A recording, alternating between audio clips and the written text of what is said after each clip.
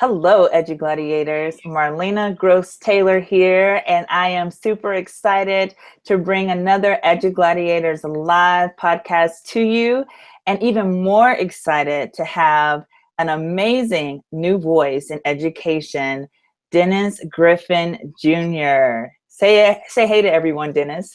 Good evening, everyone. Thank you for joining us tonight. Marlena, thank you for being so nice to invite me. I'm really excited, and I might be a little nervous about this opportunity, so just bear with me, but I know you're going to support me, and I'm hopefully going to be here to support you as well. Absolutely, absolutely. And hey, guys, if you have not checked out Dennis's blog, I Am Batman, you're missing a treat. You can find that on edugladiators.com, where it's our featured guest blog, or you can follow Dennis along on Twitter, or the EduGladiators handle, where we've been blasting it out, also on our Instagram, on our Facebook group page, because this blog post is absolutely dynamite, absolutely dynamite. And so, Dennis, before we jump in that, though, I'm so excited. I'm getting ahead of myself. Why don't you tell everyone a little bit about yourself, who you are, what do you do in education, and where do you do it? All right. As Marlena said, my name is Dennis Griffin Jr. I live in Milwaukee, Wisconsin, born and raised. I'm not going to tell you my age right now because superheroes never really revealed their age. They just continue to get older with time. So I'm not going to reveal that. I currently work in the school district of Waukesha in Waukesha, Wisconsin, where I'm the principal of Prairie Elementary School. I've been the principal there for 2 years. I've been a principal for 3 years in total, and I'm going into my 11th year in education. So I really just love working with students to help them maximize their potential for the future and remove any self-doubt that they have. I have 2 beautiful young daughters, Amaya and Alana Griffin. If they're watching, I promised them I would give them a shout out. My parents are probably also watching, and their mother, literacy lover PT, is Patrice Terrell. She's probably also watching if she's home from Alana's track meet right now, or track practice 1. Oh my gosh. Well, you are super busy, and you must have superhero powers to do all of the things that I know goes into leading a school and leading a community, actually, of great kids and parents and teachers and all of those things. You know, Dennis, normally at the end of any of our EduGladiators podcasts, I always ask the question, who's your favorite superhero and why? Because it oftentimes gives me and our viewers insight to the characteristics that our guest finds really important and that they value through who they identify with in their superheroes. But your post, I Am Batman, that is featured on edugladiators.com, we're going to start with that question right there, because you say you're Batman. I love the pictures that you shared with us. So I'd love to start there. Who is your favorite superhero and why? We could really be here all night talking about who's my favorite superhero. I will be honest, I watch all cartoons that I possibly can with my free time. So I love superheroes. They inspire me on so many different levels. I'm going to stick with Batman. I know I said in the post, I will say Incredible Hulk because he's still very near and dear to my heart, but I'm going to say Batman. And when you think about Batman, he doesn't have a real superpower. He doesn't have super strength. He doesn't have super speed. He uses his intellect to do the best that he can to save and protect the innocent.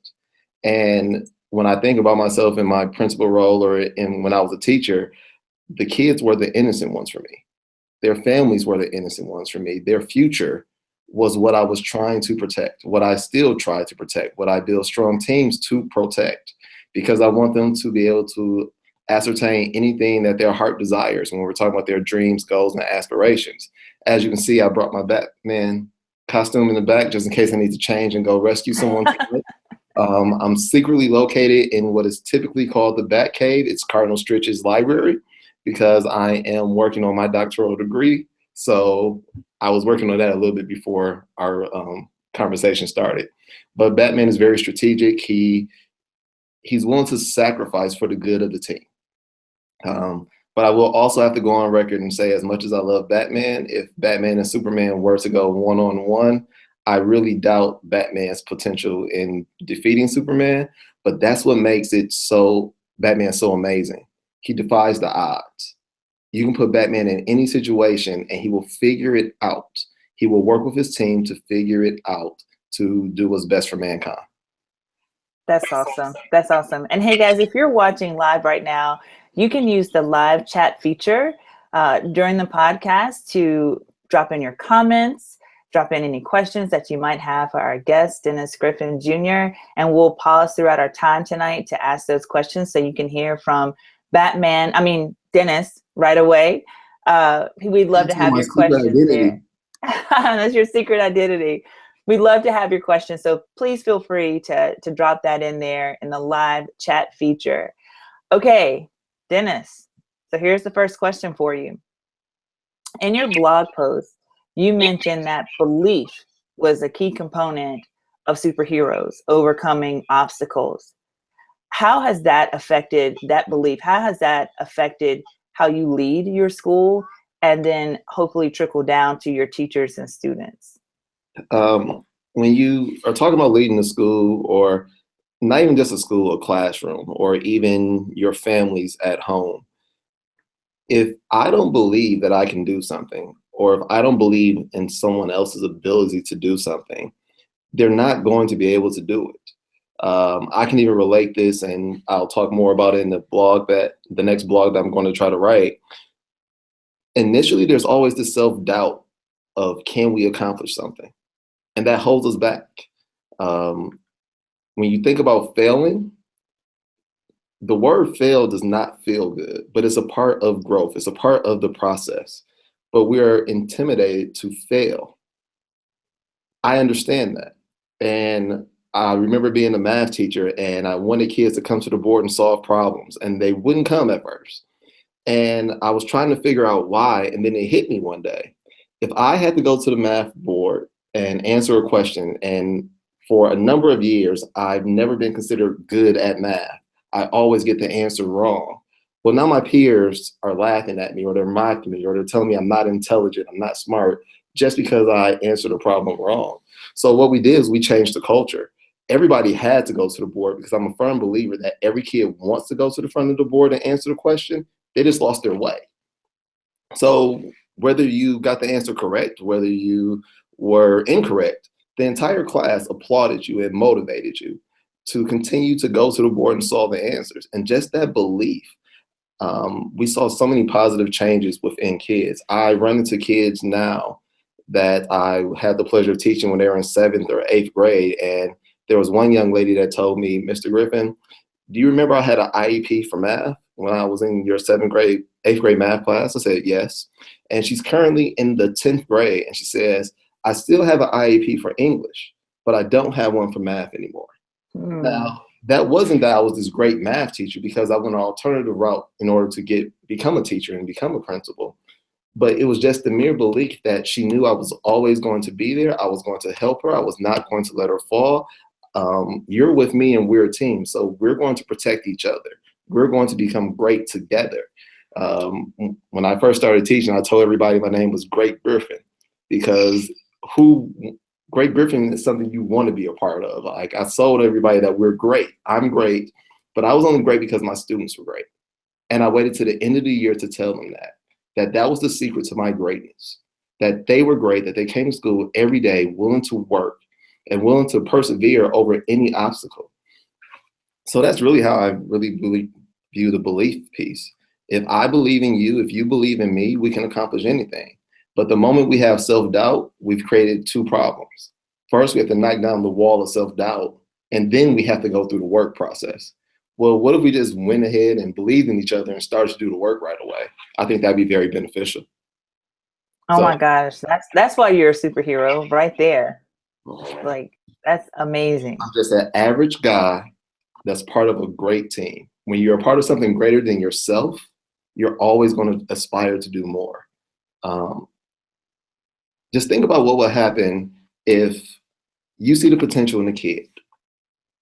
You see it in them and you're trying to pull it out of them, and they are not buying in right away.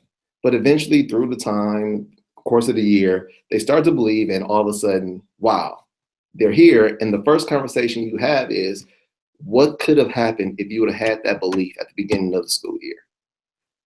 How powerful would it be if we lived in a world where what I saw in you, you also saw in yourself right away? And that started from home. It started from kindergarten. It started from everybody you interacted with.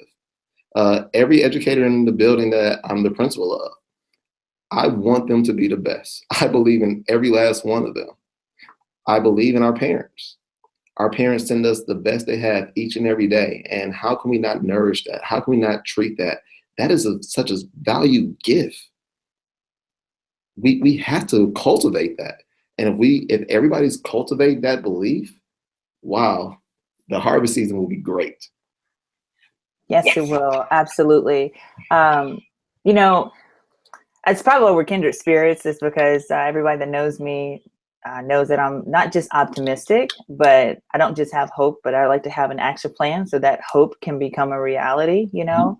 And so I was asked recently, like, where do I get my inspiration from? Like, how did this start? How does this deep belief that I have in myself and my kids and in other people, how did that start? So I'd love to hear for you, like, where did you get this deep seated belief that is obviously ingrained in every part of your being? Where did you get that from? Where did that come from? Um, I would say it started with my parents. I was very fortunate with having my mom and dad, Dennis and Sandra Griffin, and my younger brother Corey Griffin. And my parents instilled a strong faith belief system. I'm believe in God very strongly, very passionate about that. But my parents also made me very aware that there are going to be obstacles in my life. There are going to be trials, and I'm going to have to make a decision. I'm going to have to decide if I'm going to work hard and persevere and be my absolute best, or am I just going to give up and quit? And in my household, giving up and quitting was never an option. We're a family. We will work this out together. We will figure it out. And as I went to school, it kind of translated over where no matter what I did, I always wanted to try to be the best. I never wanted to let my parents down. And as I continued to grow older, what I've started to realize is that you also become a role model for others. Like, you never know who's watching you and your actions. They might not tell you right away that they're watching, but they're watching. They're watching every step that you make. They're watching, do your words really align with your core belief systems and what you said? Going into my second year at Prairie, the first year, it was getting to know everybody. But the second year, it was really, we said we were going to do these things in year one. Are you going to be true to that? And we were true to that. We saw a major culture shift within our school because of that. But everybody's watching. And I also think a lot. I remember when I wasn't a principal. I remember when I graduated from Marquette. I remember having my first daughter and trying to visualize what type of life do I want her to have and how can I make her proud. I visualize what my life would be like if I did not have an education. And that's a question that I often ask educators. What would you be doing right now if you do not have an education? And when I think about that, and I think about the kids that I serve and the parents that I serve, that motivates me to overcome any obstacle that might be in our way. I don't care if it's behavior. I don't care if it's a disability. We need to overcome it because the quality of life depends on it. So we can't fail, because if we fail, what happens to kids? The cycles of poverty that we experience in life, we can help, education can help put an end to that. It's not the end all be all solution, but it's a great stepping stone to level the playing field. And everybody deserves that. Sure. Absolutely. Absolutely. So how do you help some of your teachers who may not have as strong a belief for their students get that belief? How do you help them come on board? And also, how do you help them create a classroom environment where kids aren't afraid to tap into their super powers, their inner superpowers, to try new things? If I talk to the staff members, they will say I'm very, very energetic. we start the day about 7:30, 7:45 in the morning. And when I walk through the door, I've been told on numerous occasions, upstairs and downstairs, that you can tell the moment I walk in the building because I'm saying good morning to everyone at the top of my lungs. I vowed when I became a principal, I wouldn't be the principal that stayed in the principal's office. Every day I try to get into classrooms and I try to give feedback. And it's not necessarily evaluation feedback, but conversations about what's happening with your practice, how can I help you, and how can you help me, really goes a long way. We've had different educators within the building. Sometimes they struggle with classroom management, but I don't avoid the situation. A lot of times we will see a teacher that's struggling with classroom management and we'll talk about it behind closed doors, but we don't do anything to say, how can I help you? Have you tried this strategy? So I honestly just go and have conversations with people and tell them I'm here to support them. What do you need? What is your fear? What's the worst thing that can happen if this continues? And if it's really about student learning, is this getting in the way of student learning? And I asked them to tell me what you envision your classroom to look like, because that way I can help create it, but you can't take my exact style and go into a classroom, because kids will see through that. And if they see through that, they're not going to believe that you're genuine. They're going to say, you're trying to be Mr. Griffin, so we're not buying it. Teachers have to be able to tap into who they are and not be afraid to let some of their personality out with their students. You already have a relationship with your kids. You're the teacher, they're the student. But the question is, how do we enhance that relationship to ensure academic achievement and social emotional awareness and just growth all the way around? So it's really not avoiding the conversation. Sometimes it's very easy to walk away or just say, we're just going to find different teachers to come in. But that doesn't solve the problem, because at that moment, the most precious gift of another person is in your hands. So we need to have these conversations, and they're tough. But we come up with a systematic plan. What's the first thing that we can look at? Who are your pyramid leaders within the classroom? Where are you allowing students to sit in your classroom? Are you using proximity? Are the lessons engaging? I often tell people that when I taught, I would think, if I say this, I know that this student is going to say this. What is my response? I need to have a response ready. And that goes back to like the whole Batman piece, because Batman already has a response to what's going to happen. He's already thought it through and planned it out. So what happens is students start to realize that you're 5 steps ahead of where they are, and it's easier to bring them along. And then you do the extra things. You go to recess with them. You set up plans. You know what? I'm going for Culver's today. Do you want to join me? You go play basketball. And also, by being in classrooms more, I'm more proactive in dealing with a lot of the behaviors, because now I'm meeting you before you ever get the chance to even come to the principal's office. And those relationships are really powerful and strong to me. Wow, that's amazing. Guys, if you're have any questions for Dennis, please put it in the chat, the live chat feature, and I'll be happy to ask that so you can hear directly from Batman superhero Dennis Griffin himself. Dennis, you know, one of the things that you mentioned in your blog here is that what if our kids, you always ask yourself, what if our kids truly saw what I saw deep within them and the unlimited potential of their future to change the world?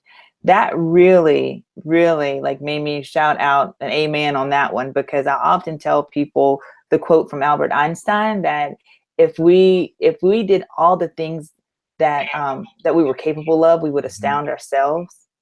Mm-hmm. So how do we get our kids to tap into their potential in that way? First, we have to remove the boxes that they live in. A lot of times society has given us preconceived notions of what good is, what great is, and that I might not be able to ascertain that. And if you really think about it, if I'm not proficient at something in 2nd grade, does that mean that I'm a failure? Absolutely not. You still have 3rd grade, you still have 4th grade, you still have time to learn it.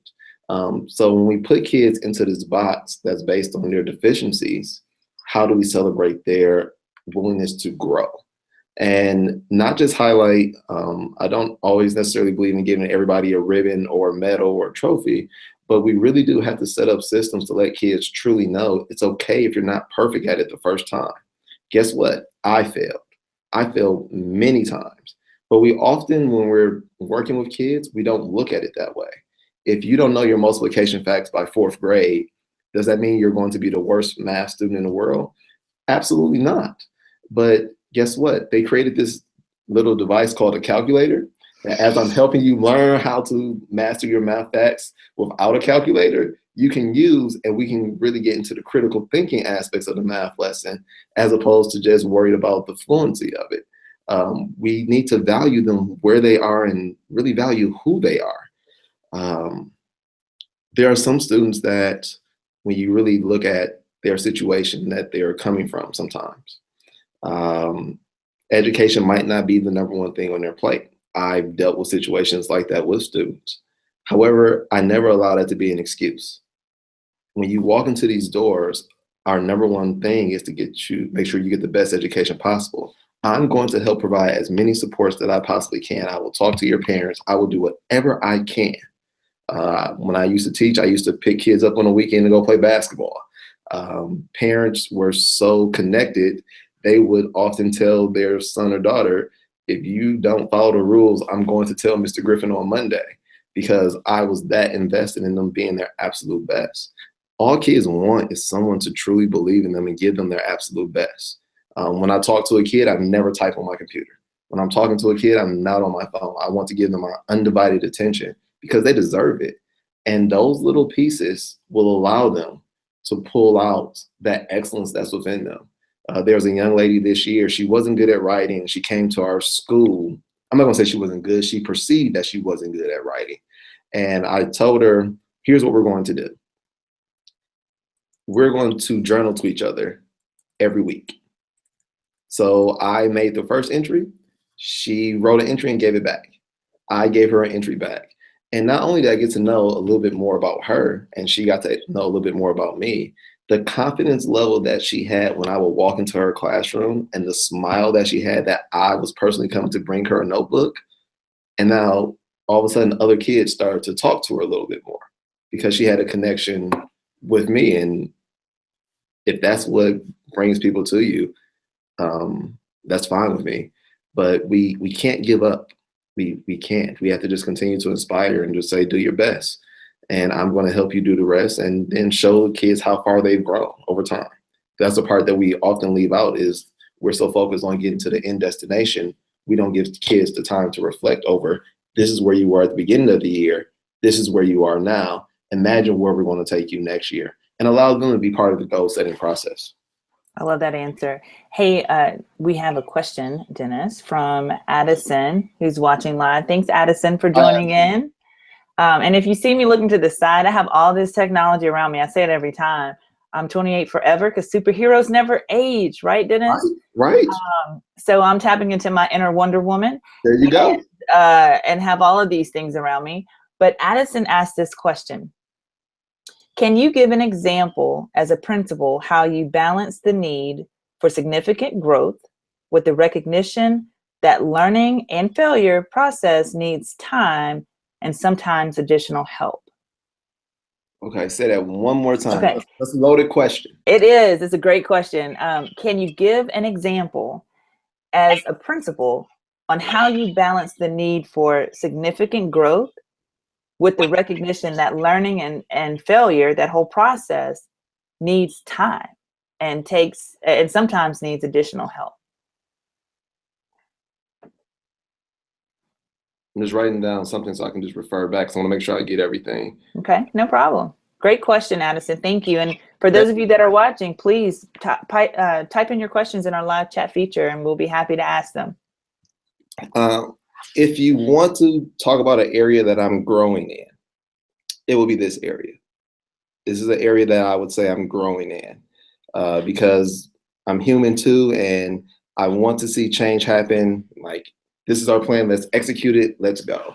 But I often go back and I thank my leadership team and some of my supervisors and my parents for helping me realize that Rome wasn't built overnight. Dennis Griffin didn't get here overnight. None of us achieved what we currently are overnight. So do not allow yourself to become frustrated or burnt out by trying to make monumental growth in a short period of time, because if that growth can't be sustained, how significant was that growth? So the very first example I would give is this all resides in the power of a team. And one of the things that I preach at Prairie Elementary is that we will have strong collaborative teams. The power of the team can overcome any obstacle. If you even watch like the current Avenger movies, the individual movies are really good, but the movies that really captivate you is when you bring all of the talents of all the individuals together and they all fill their role for the success of the team. That's where I would say how I balance this growth, that we have real trust. And when I say trust, I don't mean the trust where I trust you're going to do your job. I'm trusting that you're going to be very honest with me, and I can be very honest with you about what my needs are, what your needs are, what my expectations are, and what your expectations are, and how we can blend that towards a common vision that's going to ensure success for everyone. So when we're talking about significant growth, I think one of the mistakes that we make is that we look for significant growth overnight, where we should really have it spanned out over a course of 3 to 5 years. What is the world that we want to create? Like, that's where we really start, and then backtrack it. What are the necessary steps that are going to help us get there? And so when you do it that way, and at Prairie, I will be open with you guys. After my first year, we realigned all of our grade level teams with the exception of kindergarten. So last year, everybody in the building, with the exception of kindergarten, had a brand new partner for their first year together. And there were some hiccups. There was, what's your teaching style? What's mine? What's our common expectation working together? And through that process, we learned a lot about each other. So as we were learning more about each other, we were also increasing our own expectations of each other. And we were monitoring our growth. Like, we continue to monitor it on an ongoing basis. Sometimes when we talk about the significant growth, we'll take an assessment at the beginning of the year. And then at the end of the year, we'll look to see if we grew. Well, what did we do in between to ensure that we're taking the right steps? And if everybody grows a little bit each year, but we're truly a team throughout our entire system, the capacity of everyone is going to be enhanced because we can learn from each other. And when that happens, true growth will really happen throughout the entire system, and it will be sustainable. At our school this year, we saw a lot of growth in regards to our academic test scores on the assessments that we gave, but that was really more aligned with the growth that we had as teams of educators collaborating that funneled through our students, because they saw that we were on the same page and parents saw that same thing. So when we're talking about additional help, we all need additional help, but it's being very strategic on what are the most important pieces that we need for additional help. So I would say, just going back to creating really strong teams, having a common expectation of what we actually hope to achieve within a shorter time period, as opposed to looking to hit a home run every time. It's okay to get to first base. It's okay to go to second base. And before you know it, if we keep batting singles, eventually everybody's going to score and we win at the end of the day. I love that. And I love how you talk about you need time to change, to make those changes, because we live in instant gratification in our society. Like, we live in that space of instant gratification. And so just like our kids are, easily frustrated if answers don't come to them, or if they don't understand something, or if they don't know something, they ask Siri. I love the idea of you stressing the fact that we need to pull it back a little bit and level set that learning is a process that doesn't happen overnight. Of course, we love to have those big wins, and I know in our education world, we really elevate those districts that have been turnaround districts. But if you listen to their story, our most successful turnaround districts, for the most part, it did not happen in 1 year. It's kind of like when somebody is a music star or a pop star, and just because we just heard about them, when we look back in their story, they have been grinding for like years, in the music business. And so I love that idea of us level setting on what is the learning process and giving time for those things to happen, for the learning and the failure and the learning and the reteaching to happen And again. don't forget unlearning, because there's like when you know Good point. something, when you have to make a change, you have to unlearn your regular way of doing something. And it is such a valid point that you talked about, that this notion of an overnight success. I remember when I became a principal, people just started to say like, wow, like you made it, like you've been, well, I can't tell you my age, but with the exception of 3 years of my life, I've been in school learning to in some capacity. So I wasn't an overnight success. I was really working and trying to learn as much as I possibly could to follow the plan that I believe I was destined to walk through. And it's the same thing in schools. When you get a new lesson, when you're learning the responsibility of whoever's in your building, a new student in your building, it takes time. And if we were all perfect, I tell people this, we wouldn't have any jobs. Yes. Yes. If every kid knew everything at the exact same time, there wouldn't be a need for us, but we're also there to grow them in other capacities. So sometimes we also have to recognize how they're growing emotionally, socially. When you talk about superheroes, they fail a lot, but they never give up. They always persevere. Batman spent years overseas, training in different countries, learning different fighting styles, reading, being taught from the most educated people in the world. And then he came back. But his parents, his tragedy didn't happen, and then he became Batman the next day. It takes time. So just continue to be around people that will also support you through that change, because it's going to be difficult for you. And that's another reason why that team aspect is so important. Absolutely. So Superman had kryptonite. That was a weakness. And I'd say maybe even his fear was losing the people that were closest to him, his human family and all of that. Batman, of course, I think loss also played a part as one of his fears of loss of people close to him. I'd love to know, what are you afraid of? And how do you tap into your superpowers to work through that fear? And then how can we encourage our teachers and students to do the same, to overcome their fears? You're gonna ask me that live in front of everyone? Like, Yes, yes. oh, you're never supposed to expose your true weakness to everyone, Marlena. Okay, we have a group of Wow, gladiators in the ring with you, that we are wow, surrounding you. We have your back. failure. Um, my greatest fear is failure. Um, there are certain situations, certain obstacles that I had to overcome, and people would assume that I wouldn't be where I was. And I never wanted those people to be proven right. The people that doubted me when I was trying to become an administrator, or trying to make sure that I was on the high honor roll. I never want my parents to feel that their work was in vain.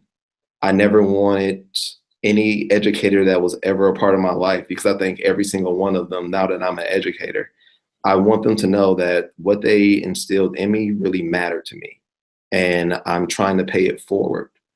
Um, I'm afraid that if we don't change, what happens to the kids that I serve? And not just my kids, just the kids in our world in general. What is our future going to look like? My daughters are getting older. My oldest daughter is going to high school, and she hasn't changed a bit, but I'm losing my mind. Because And so, grabbing your shotgun. I'm yes, sorry, so, all your bat tools, I'm yes, sure, right? I have my utility belt right here for anybody that wants to know. Um, but it's a fear of failure. It's a fear that, am I good enough? It's a fear of, what if my plan didn't work? What unintended consequences did someone else feel because of a decision that I made? Um, and how does that affect them in the long run? Those failure is it for me. And this is me being very transparent and vulnerable, so it's a little bit difficult for me to even talk about it. Because even though you're supported by edu-gladiators and you're supported by other superheroes, one of the things that we fail to talk about when it comes to leadership is that no matter what you do, there will be a faction of people that will criticize you and not agree with what you're doing. But you can't own that. You have to align with your moral compass to know that you're doing what's best for the greater good. And that failure, that the mere thought of what could happen if my kids don't have the opportunity to access a college degree. What are their outcomes in life? How do they break the cycle of poverty? How do they provide for their families that they're going to have one day? Those are the things that stick with me a lot, is that I pray that I don't fail to such a degree where it endangers others, because that means a lot to me. And that goes for people I work with as well. I don't want to put them in a situation where they fail, because I promised them I would always support them. I promised them I would help them through whatever situation they faced. So if I put them in a situation and I wasn't able to balance everything with them, that's not entirely their fault. I have to take some ownership in that. So it's really going back to being with really united people that are working towards that greater good, something greater than ourselves. Because it's very easy to fall into an individualistic mindset. And when you do that, you really obtain more of the status quo than what can I sacrifice for someone else? And is that sacrifice enough? I believe the students that I work with are going to be the change agents of the future. They're going to be the future leaders. And what we implant in them now, hopefully sticks with them, and they'll be the change that the world really needs. So that's it for me, that failure piece. Thank you for sharing that. Thank you for sharing that. And look, it wasn't just me asking that, although I asked the question, then I looked down at the chat and Nicholas Norfolk had asked the same thing, you know. So great minds think alike, Nicholas. Great job, Nicholas. Great question. You know, I think that's important, because when you talk about inspiring others, especially kids, because kids can see right through people that are not authentic, like you mentioned earlier in your chat. I think it's important to share, us as leaders, as teachers, to share our failures, as parents, to share our failures, and then share with our kids how we work through those failures. You know, my kids that I taught and that I led, I mean, I was very transparent with them, and same with the teachers, you know, very transparent about my experience in school and, you know, where I failed, but how I persevered through that. And then reinforcing that with that superhero mentality that you can do anything. You literally can do anything if you believe and you work hard. You can do it. And that's the piece that people often leave out, is the extra working hard piece. And when maybe you guys didn't have this moment, but I know I did. I would give an assessment, and it seems like the entire class did bad on the assessment. On the summative assessment, I did the formative piece. We were doing okay, and I'm like, what happened on the summative assessment? But what I started to, I would tell my students that would feel bad, I would tell them, you didn't fail. And it shocked them. They're like, well, who failed? And I told them I did. And they were like, wait a minute, Mr. Griffin, you didn't take the test, you didn't. I was like, no, you don't understand.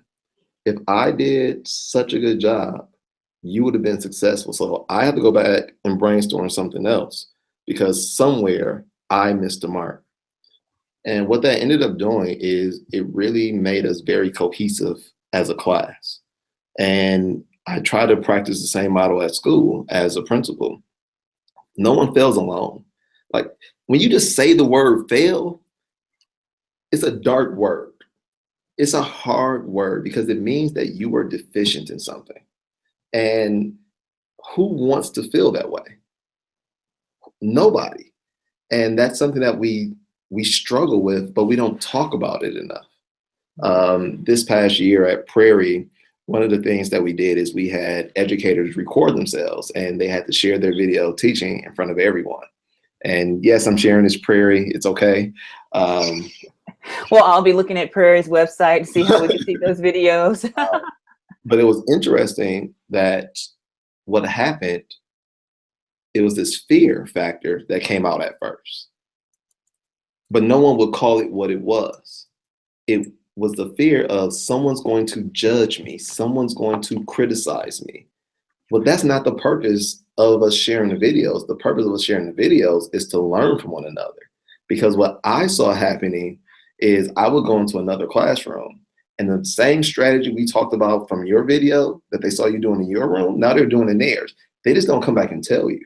But there was this overwhelming sense that I had to show everybody what I'm doing in my room. Isolation is the enemy of greatness. Nothing great was ever accomplished in isolation. So if we're truly a team, how can we fail? If we're truly a team, I could share my fear with you today because Marlene, I feel we're truly a team. I feel that by sharing that, you're not going to criticize me. You're not going to look for my weakness and say, got him, he failed there. Let me tweet out that Dennis failed today. I don't get that sense from you. So if I have you supporting me, even in my shortcomings, and we're having reflective conversations on what we can do to get better, that's not a failure. I tell everyone at Prairie and everyone I meet, I don't believe in obstacles. I believe in opportunities. That every obstacle really presents itself as an opportunity for us to grow as a unit and do something better that's going to impact the world. So if I take that mindset with it, I can never fail because I'm always learning. And it's preparing me for the next time a very similar situation presents itself. Well, I've been through that battle once. I'm wiser now. But if I looked at it and said, oh, let me stop, Marlena, I wouldn't be sitting here in front of you talking to you today. I wouldn't be talking to everyone live tonight if I really always let fear dictate my life. And in the next blog, we're going to talk about that just a little bit. So Can you give us a little peek about the next blog? Like a little. I'm currently writing it and I really wanted to have it ready for everyone tonight, but some things I got really busy at work. But another group of superheroes is the Green Lantern Corps. And you have the Sinestro Corps who their power comes from self-doubt. But then you have the Green Lantern Corps, their power comes from willpower. And with their willpower, they can construct anything that their mind imagines. Like talk about innovation, to be able to think something and then create it, all because they believe they can do it. Well, when you're around a group of people and everybody believes we can accomplish this goal, I don't care how many people you have on the other side, you can't beat me because my team is so grounded and we're balancing each other off. Because there are some days I might not have as strong a willpower as I normally do, but if you're matching my willpower every single day and raising it up to your level, wow, how powerful is that? That's amazing. So I reflect on my process of writing this blog because Marlena, I've had people tell me, Dennis, you should write a book. And I'm saying, no one wants to read anything I have to write. Write a blog, do a podcast. But it's that fear. And the moment that doubt seeped into my head, because it was already there to begin with, but I allowed it to control me. And what if, and I really felt that this happened when I wrote the blog, I felt like it touched a couple of people from their responses. What if I would have never written it? What if I wouldn't have accepted the challenge? That means that's one person whose life I didn't affect, that I didn't inspire. How can we change the world if we allow fear and doubt to always overtake us when it's time for us to stand up and be gladiators? We have to advocate for ourselves, but we have to advocate for the greater good, for kids. And we can't do that sitting on the bench. And in order to be an edge gladiator, I'm sorry, you're probably going to fail a couple of times. Absolutely, you will. You're probably going to fail a couple of times. But if you have a team around you that has a very strong willpower, that doesn't view things as obstacles, they view them as opportunities, that they're telling you with our combined intellect, we can create and make anything happen on this earth. Mhm. Wow. That's a team I want to be a part of. That's a team I want to go to battle with every single day because I know they're going to support me and I'm going to support them. I need them on my team.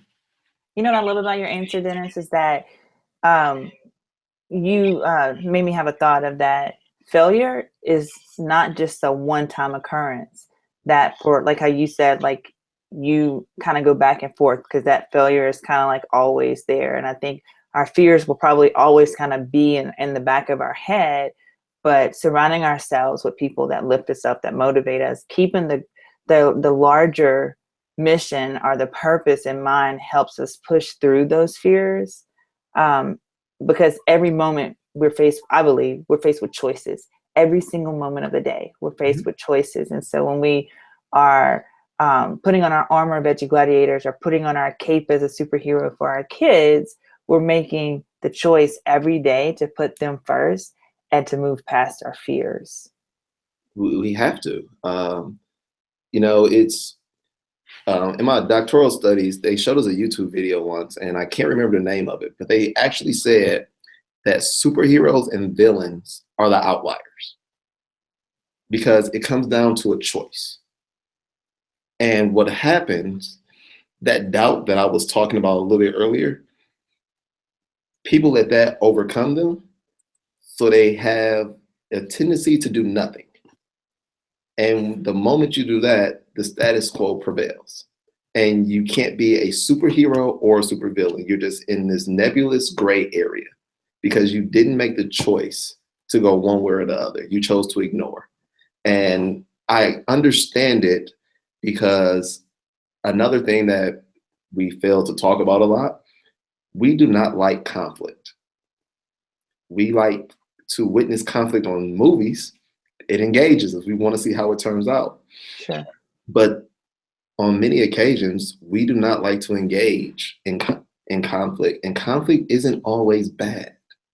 There's a professional way to have high levels of discourse, to see each other's opinion and perspective, and then come to a consensus on this is why we have to move towards a certain path.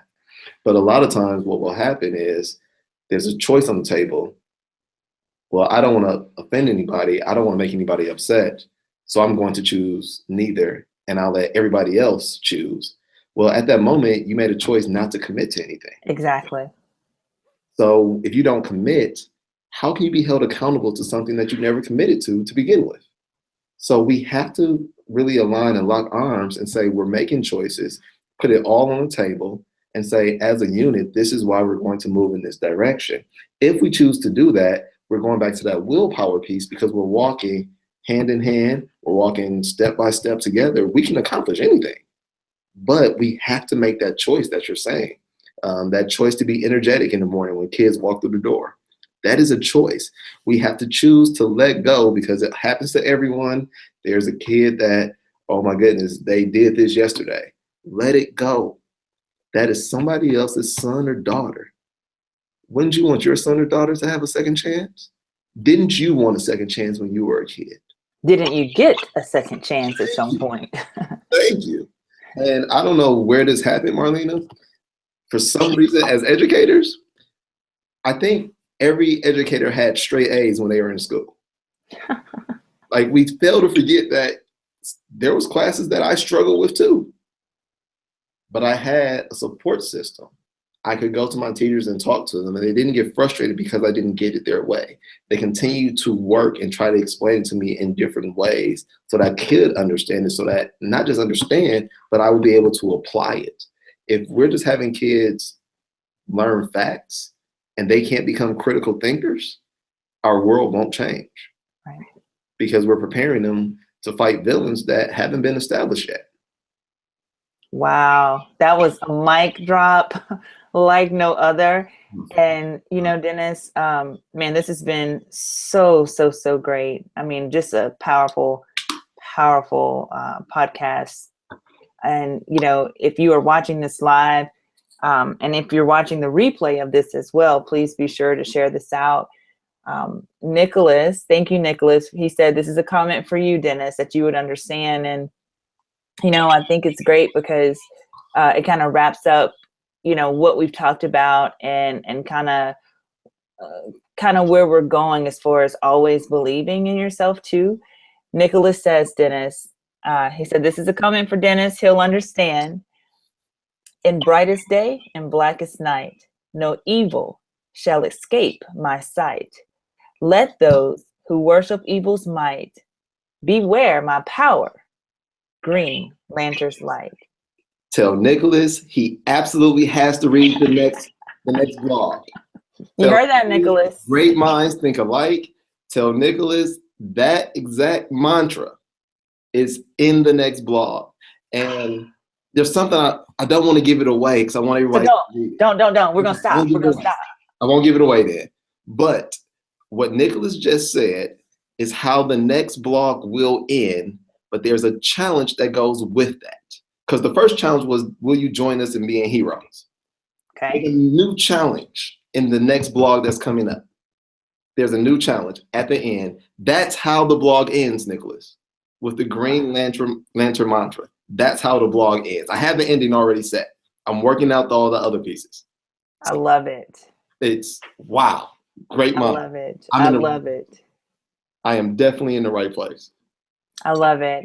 Thanks everyone for watching tonight. Thank you, Dennis, for joining us and just sharing such amazing insight into how we can tap into our superpowers, sharing and just being so transparent and vulnerable in sharing your fears and how you've worked through things that I know I'm inspired from listening to it. And I know others that are watching are also inspired. And if you're watching the replay again, please share this out because this right here is powerful. And we are going to feature Dennis's next blog on that part 2 on the edugladiators.com. We're going to feature that on our site. So be on the lookout for that this week. So if you are not following EduGladiators handle on Twitter, if you're not part of our Instagram page, it's EduGladiators. If you're not part of our Facebook page, if you're not following our YouTube channel, what are you waiting for? Put on your cape,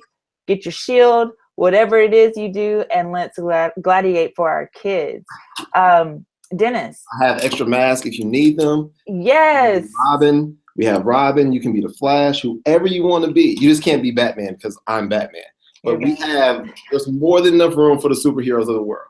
More than enough. I love it. I love it. Hey, Dennis, if people want to get in contact with you and follow along in your superhero adventures, how can they find you on Twitter? My Twitter handle is at D4Griffin3. That's where, and I use Twitter pretty much every day because I love learning so much from all of my members of my professional learning network.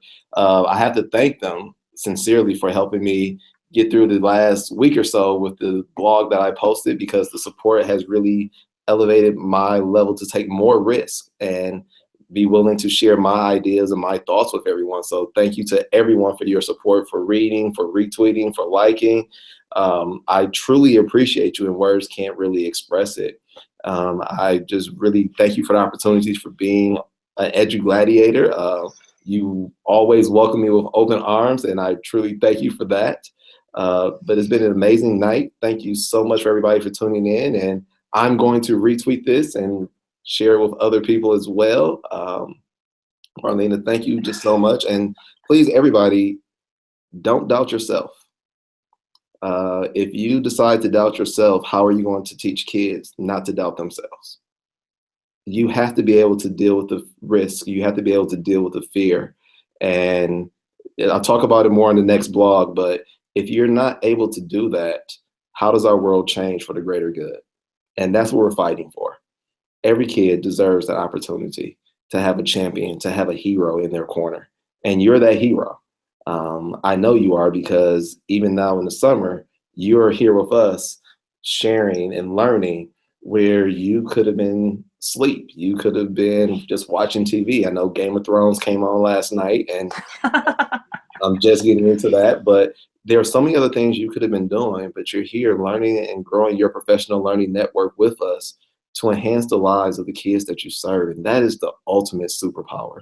So I want to thank you for doing that. And please continue to do so because what you're doing is you're creating a legacy. And the kids that you serve right now, you have to remember Batman had Robin. Eventually, Robin grew up and Batman became old, and Batman couldn't do the job anymore. But guess who filled his shoes? It was Robin. And he kept the same core principles that Batman held. And he continued to fight the good fight to ensure that the world was going to be a better place. And that's what you're doing. So thank you for that. And if you need anything from me at D4 Griffin 3, definitely go to Edu Gladiators and definitely follow Marlena because she does amazing work and she You're will push sweet. you and continue to motivate you as well. But just thank you for inviting me tonight, and I'm really glad that I had this opportunity. Awesome. Thank you so much. Thanks so much. And again, guys, retweet this out, watch the replay. I'm telling you, just nuggets of truth throughout this entire time tonight with you, Dennis. And for those of you that are looking forward to next week's chat this Saturday, we are super excited to keep our summer learning going with Terrence White, who is the Phoenix. He's the Phoenix, and he is coming to us. He was also a podcast guest, but he's also leading the chat this Saturday on the digital divide, closing the minority gap with our technology. So also look forward to reading his blog post on edugladiators.com that will drop out tonight with the digital divide. So it's going to be like awesome blog posts on edugladiators.com. We have Dennis with his reflection, his next blog post, and we also have Terrence White as well talking about the digital divide. So our chat is each Saturday, for those of you that may not know. It's each Saturday, and we have 2 more chats for the summer before we take a brief break and regroup for the fall, which is the start of school for many of us in August, especially those of us down here in the South. We get out a little bit earlier than you guys, than you, Dennis, probably. So we go back in a couple of weeks, but we have 2 more chats with Terrence White with the Digital Divide at 10:30 a.m. Central Standard Time, 11:30 a.m. Eastern Standard Time. And after that, our last chat for the summer will be with the Core Warriors. And we are focusing on gearing up, and we will have a live after chat with our warriors. So be sure to tune in for that. All right, Dennis, thank you so much for joining us tonight. Thank you, everyone. Thank you, thank you, thank you. Thank you, everyone, for joining in and for putting your comments and retweeting and sharing out. And I hope you guys have an amazing week and tap into your inner superhero powers this week. Have a great night, everyone. Be part of a strong team, and I will see you Saturday for the chat. Awesome. Bye, guys.